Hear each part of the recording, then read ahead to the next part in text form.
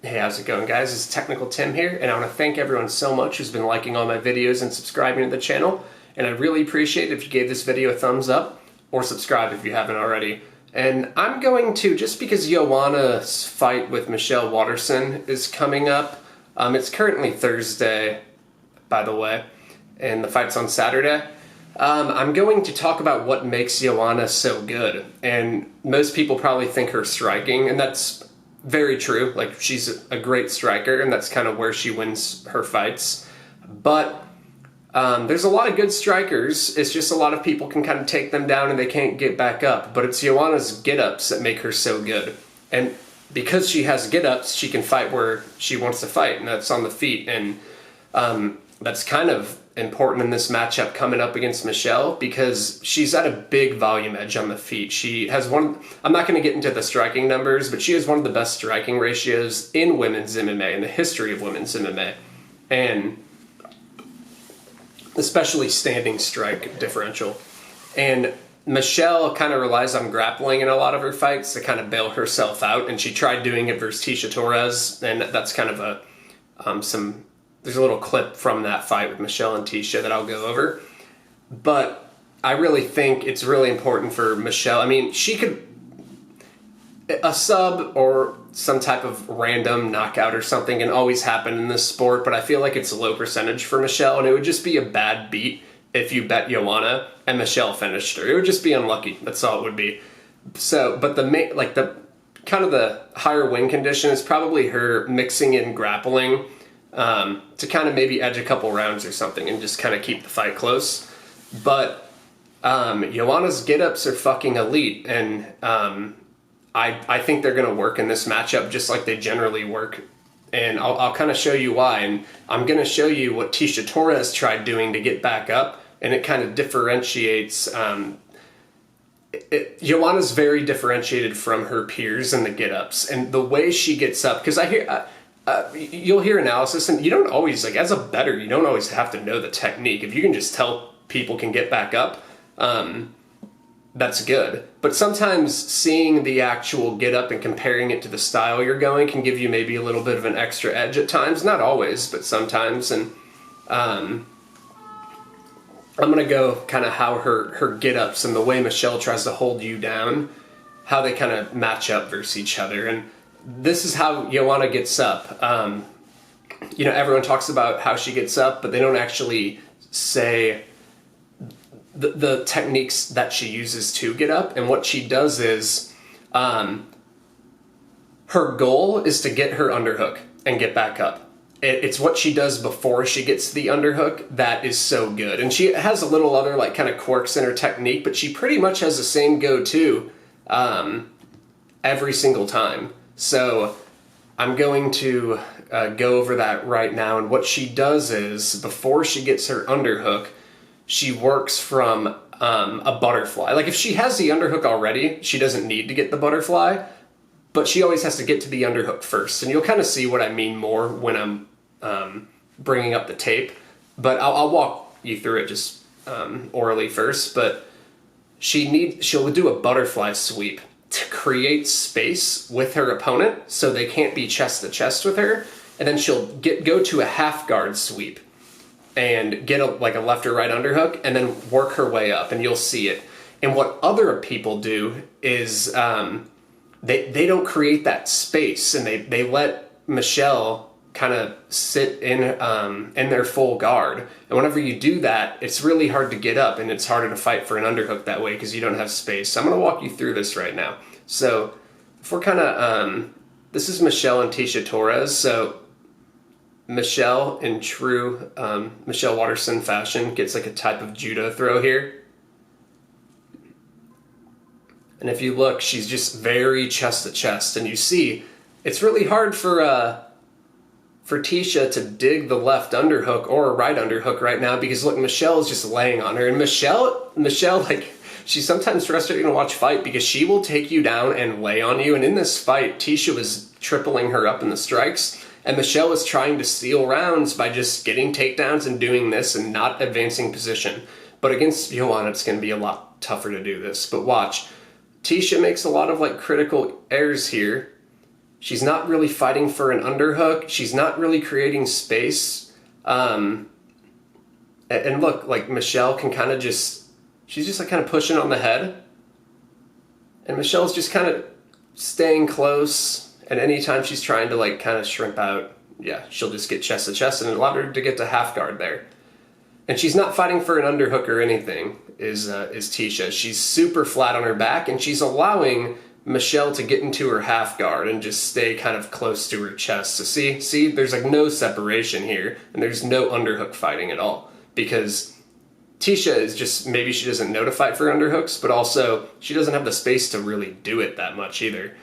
And then you'll see, this is kind of the whole sequence, and then you'll see, I think Tisha then goes for a submission, which is exactly what Michelle Waterson wants you to do, because if you go for submissions, Michelle's just going to stifle them, and that's more top position for her. And this was a fight Tisha dominated round 1 and kind of dominated round 3 too, and Michelle was just kind of trying to steal the fight by just really stalling on top and staying chest to chest and not really trying to advance much.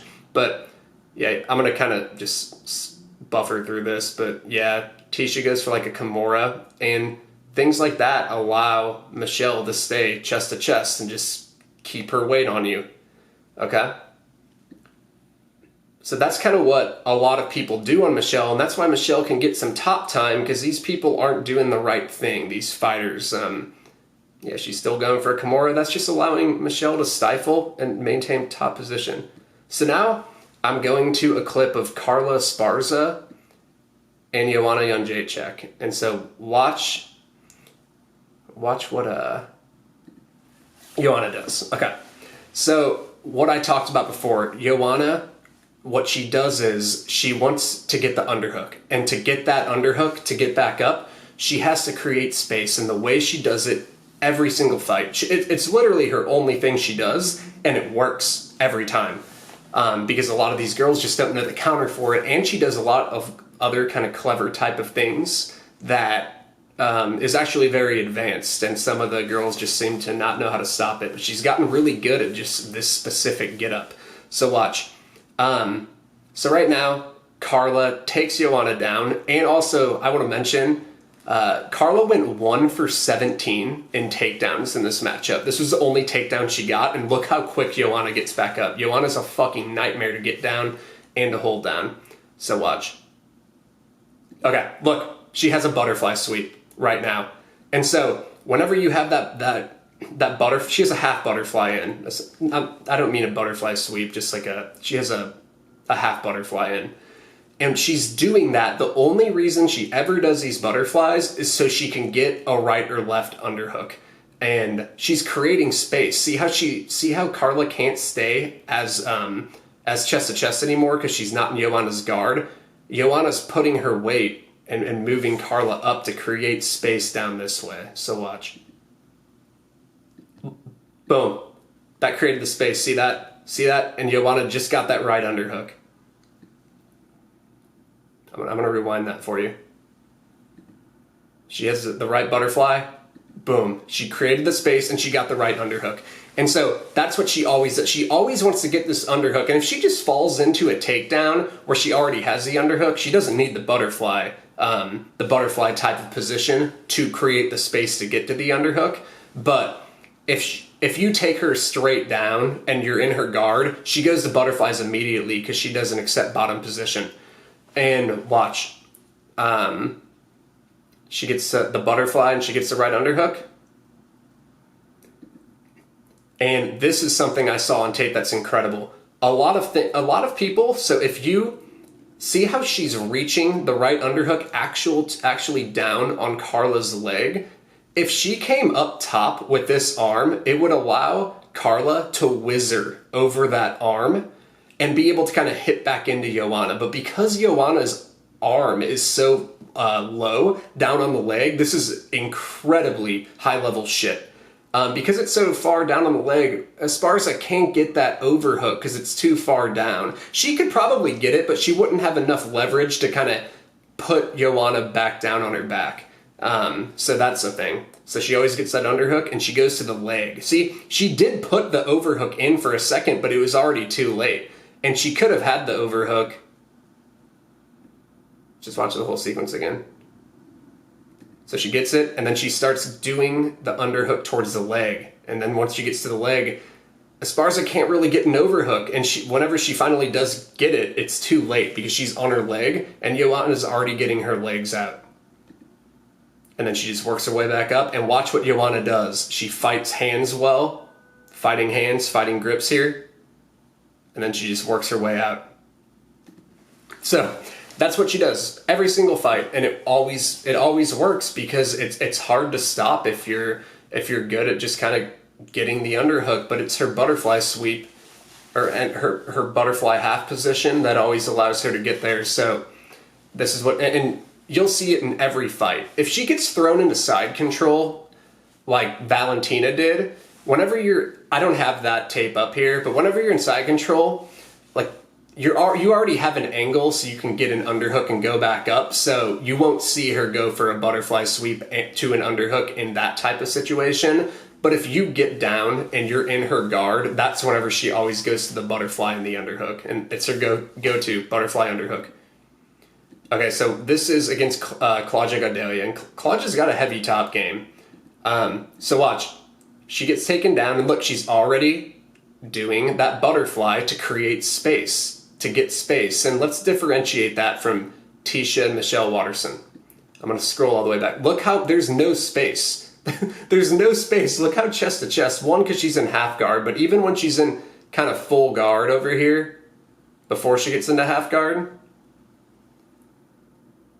there's really just not that much space. And if she put this butterfly in, she would be able to create space. And now let's go all the way. Just Michelle she's too chest to chest and too close to the body. But if you look here against Claudia, look at that. She has that left butterfly. You can't completely see it, but see how Claudia's kind of getting risen up in the air? And it's creating space for the left underhook to come for Joanna. She could get a right underhook here too. I forget which one she does. See, she has that butterfly. You see her foot and it's creating space. And so this is already not a stable position for Claudia. And Joanna just must have mastered this in the gym at some point. And she just knows she can get away with it because it works and it's effective.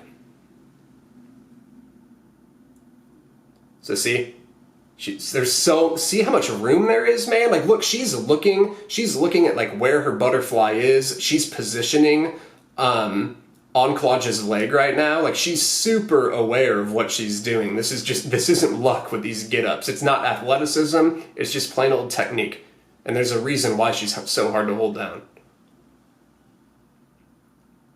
Now she is double butterfly, and she's kind of just still working on getting that space to get back up. So I think she has a right underhook now. And then she switches back to a left underhook, and she's going to shift her hips over this way to get the angle to start coming back up. Watch. Okay, so now she goes to the butterfly to the half guard sweep whenever she gets her left underhook, and that's what she likes to do. She did that same thing against Esparza. And Claudia's doing well. She's kind of overhooking to kind of keep space. But see, Joanna's just still working up. And look, she just did her thing to fight the overhook. To fight the overhook, she's reaching for the leg. Joanna, right over here. She's reaching for Claudia's leg. See, she's low on the leg, so Claudia can't just completely hip in. Look, and then she starts getting in this position and fighting hands, and fighting hands allows no back takes to happen for Claudia here. She literally did the same concept to Esparza, and she does it all the time. Fighting hands, fighting hands, fighting hands, fighting hands, the whole time. Boom, she's back to her feet.